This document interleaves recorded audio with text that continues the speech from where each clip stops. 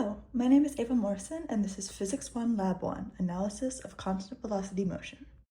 I'm going to start with a brief introduction to the purpose of this lab, followed by a discussion of the physics concepts it's based on. Next, we'll take a look at the experimental setup, observed motion, and computational model.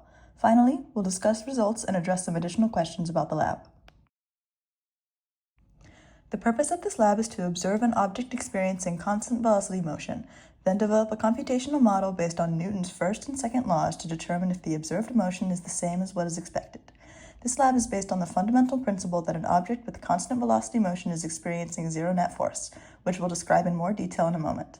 I chose to analyze the motion of an expo marker as it rolls left to right across a table, and found that the observed motion of the marker matched its expected motion closely.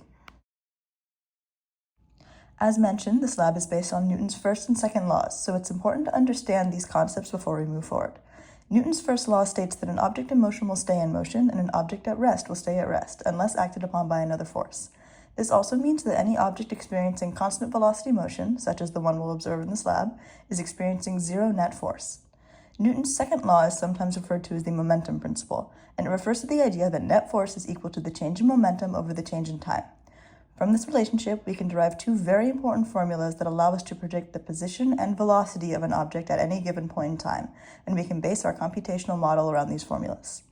Another important concept to note is that velocity can be measured as the change in position over the change in time, meaning that we can collect position values over an interval of time and use those values to find the velocity of an object, which we will do in the first part of this lab. In this experiment, the expo marker acts as the system, and all other objects are the surroundings. I included a meter stick as a reference point to measure the change in position, and chose to roll the expo marker from left to right so our final values would be positive. Additionally, several key assumptions had to be made for this experiment, including the fact that friction and air resistance would be negligible. To analyze the observed motion of the expo marker, I uploaded the video of the marker moving at constant velocity into Tracker and recorded the position of the marker along the x-axis for several time intervals. The result was the following graph of the marker's position over time, representing the marker's observed velocity. Once I had analyzed the object's actual motion using Tracker, I could use the first few data points to generate a computational model for the expected motion of the expo marker. I set the initial position to the same value as my Tracker data.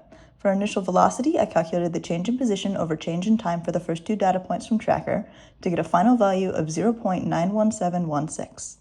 Because we are assuming that the velocity of the expo marker is constant, Newton's first law states that the net force on the marker will be zero, and I could incorporate this value into my model. Next, I had to apply Newton's second law to instruct the computer how to update the marker's position and velocity for each time step. Since the velocity is unchanging, I kept that constant throughout the simulation. For position, I had to apply the position update formula, where each final position is equal to the initial position plus the change in time multiplied by the average velocity. The change in time for each time step was 0.065, so I multiplied that value by the calculated velocity to get 0.01321. This is the value that the computer will use to update the position in each loop. Finally, I had to edit the ending of the time loop to match the length of my original video in Tracker so I could easily compare values. Below are the graphs generated by this code, where velocity is constant throughout, and thus the change in position is fully linear as time progresses. Side-by-side comparison of our computational model to the actual data reveals that the object's observed motion is extremely similar to its expected motion based on the computational model. One reason that the observed data varies slightly could be the fact that our model assumes zero friction and air resistance, while the actual marker does experience these forces. It could also be due to an uneven surface, resulting in the marker accelerating slightly. Overall, though, these results are consistent with the expectations outlined by Newton's first and second laws. If we were to reverse the axes, this would result in a negative slope because the motion of the marker would be in the negative x direction. However, this would not change our final results, as the computational model would also have a negative slope and the similarity between the two would still be evident. So what does this all mean? Near constant velocity motion means that the net force on our system is near zero, but what forces are acting on the system? Though it is difficult to determine these forces quantitatively without taking some more measurements, we can assume that the marker is experiencing the force of gravity, which is balanced out by the normal force from the table, as well as the original force applied in the positive x direction when the marker was pushed, which is balanced out by friction and air resistance to get a net force of zero.